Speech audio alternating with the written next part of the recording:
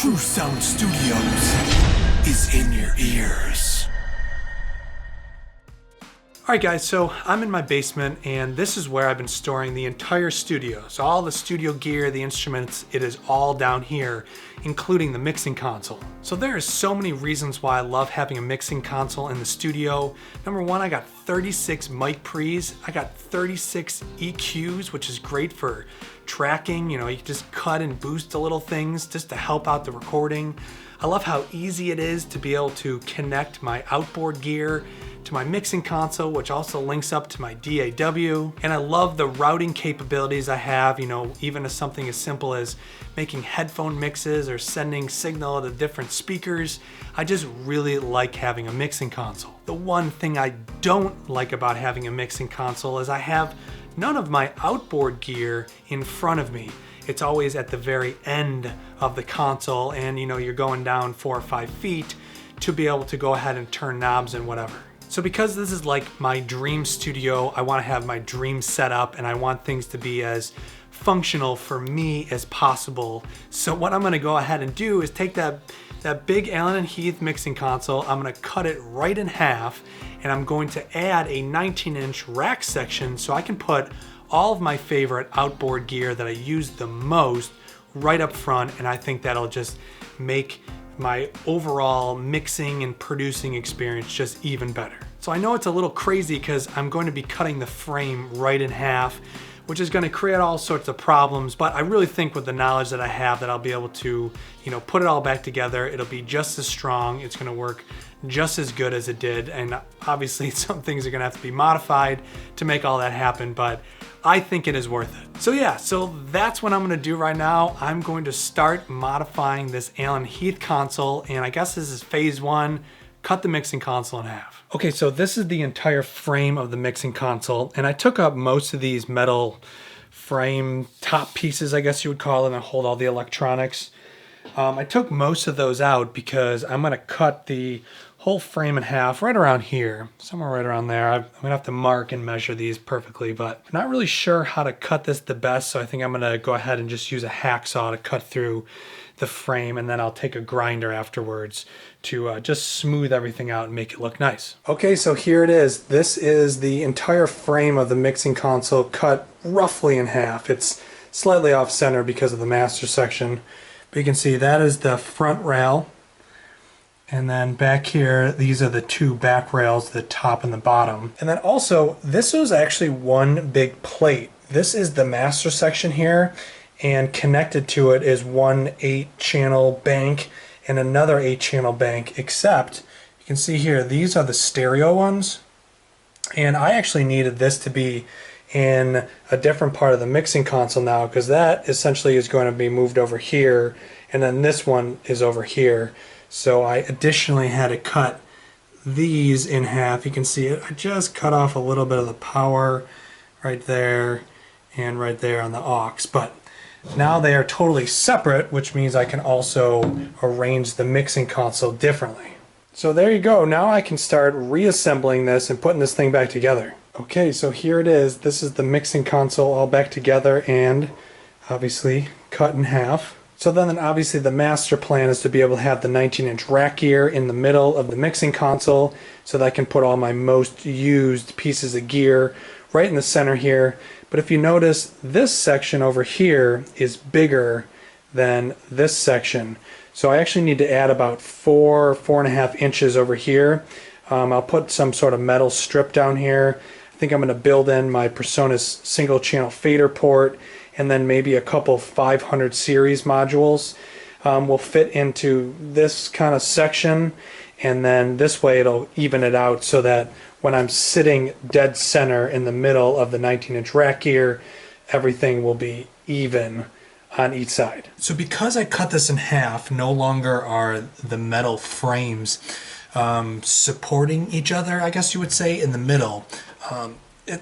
It doesn't actually move too much, but you can see this still kind of flexes a little bit. So what I did is I bought some angle aluminum, and I'm going to just kind of put it in something like that just to help make sure that this these open ends of the mixing console are just well supported again. And I also bought some strip aluminum, which will probably go up here like this, just to kind of help finish out this edge and make this look nice and kind of hide some of my not so pretty cuts right here. You know, it's not terrible how it came out. It's just not 100% perfect, even after I hit it with a grinder and a whole bunch of things trying to really smooth these out. But so that's what I'm going to do right now, is kind of fit in these aluminum pieces that I bought. So this was my first attempt, which was to make them out of wood, and I was able to really, you know, trace them out really well, except when I started drilling the holes, this plywood just shredded itself. But these are the same templates that fit right here on the ends, and yeah, wood is not going to work. Okay, so you can see I've really cleaned this up. I added these 2 pieces of angle aluminum, and one is on each side of the mixing console. You can see if I separate it like that. These are just L-shaped pieces of aluminum that I bolted to the original frame. As you can see, they are slightly recessed, and these are really just more of the supports, because when I put another piece of sheet metal over it to make up the center section, this then will be just nice and smooth, you know, and level with the rest of it. So that's why those are slightly recessed. Then if I pull it apart, you can see I've added this piece of aluminum strip at the bottom, and that's to help with the support so that it doesn't want to open up. And then I did the same thing on this side.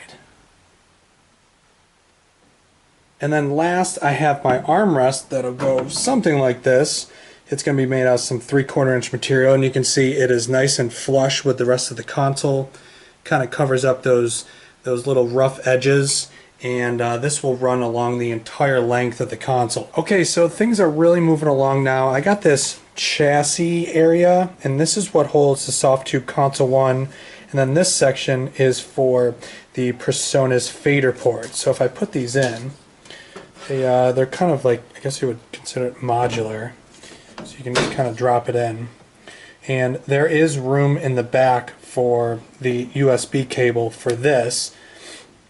And this is roughly how it looks. You can see this really nice transition edge here. This is all nice and flush. So that looks like that, and then we finally drop in the Presonus Faderport like that. As you can see, once again, a nice flush edge. It definitely took me a while to get to that point. Now, I had to leave a little bit more space on this one because it not only has USB but also has power. And then there's this small little section here which will be filled in by another piece of aluminum, and I'm going to put some switches on there that will probably link to the DAW. I found like a logic controller board that hooks up to USB to your computer that you can just program different functions. So I can have a bunch of momentary push switches that should you know, trigger a little circuit logic board and then send that to the computer. We'll see if that works.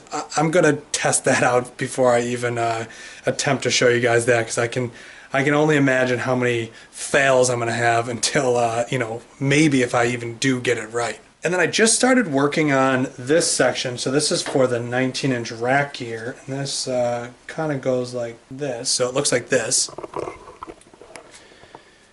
This support here, so this is just a rack blank plate event, but you can see how that fits in there like that, and then the other side reaches over here to the aluminum, and once again that nice flush edge. Now this will get filled in with more aluminum stripping, but I'm not going to put any of that in until this whole thing is pretty close to being done. So if you look at how many spaces we have from the very beginning here up to the top of the console, I labeled them, it might be a little tough to tell, 2, 3, 4, 6, 7, 8. So the end of the 8th rack space is right here, which I'll have to fill that little extra gap in with something. So obviously I was able to fit the Softube Console 1, the Presonus Faderport, then I'll have 8 rack spaces to put all my favorite rack gear in, and then this will have a blank metal plate over it. And I'm not 100% sure what I want to put in here, because I did buy 2 500 series, a Cappy mic preamp, and then an EQ. So that might go right here, and then there might be some additional switches and buttons for running other things. Additionally, this is the talkback mic I've been using for like probably 10 years. So I might somehow, you know, build that in like that, so it'll come out of the metal plate that'll be covering this whole section. And this is my talkback mic, so it's a podium mic, but it's been working good. All right, so I'm gonna finish up this rack section. I gotta figure out a way to be able to secure that, secure all this in place and make sure that it's really strong. Obviously, I'm gonna be putting a lot of gear in there, and obviously it adds up to some weight. And I'm gonna have to figure out some issues with just like the height that I have, the height restriction. So I probably won't put the metal plate that originally came with the mixing console under here. I might have to keep this open or drop it down, or I don't know. That's for when I actually move the mixing console into the studio. Then I'll probably have to get a little bit more into that stuff. But yeah, for right now, things are going good. Okay, so it is getting very, very close to being done now. As you can see, I got all of the rack gear in. Now, this actually isn't the rack gear that will actually be in here. Actually, the only thing that will stay is this Clark Technique. All the rest of this stuff, this is not the type of stuff I would want in this center section. The types of things I will put in here is my SSL bus compressor, some of the DBX compressors that I use on vocals. The other spaces I'm not 100% sure on quite yet. So this is the center of the mixing console now.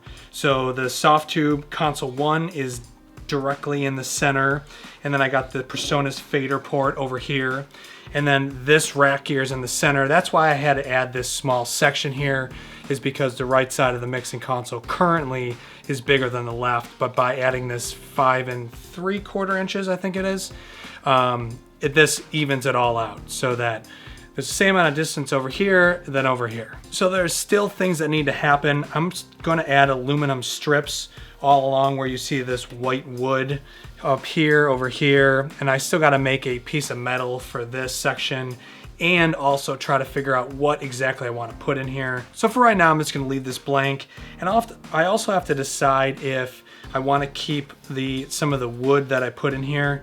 Now, my initial plan was to just build this, kind of like get my idea out, and then find a metal fabricator that can make all these metal pieces for me so that it kind of just matches the rest of the console. So I just really love the way that this looks and how functional this is going to be. I just think this is going to make my mixing, recording job just even easier and even more functional with it being set up just like this. So thank you for watching this video. If you guys enjoyed this video, click that like button and consider subscribing for more content. So not only do I make YouTube videos, but I also produce tracks and I can mix and master your music. So once again, thank you for watching this video. I'm Weezna, and True Sound Studios is in your ears.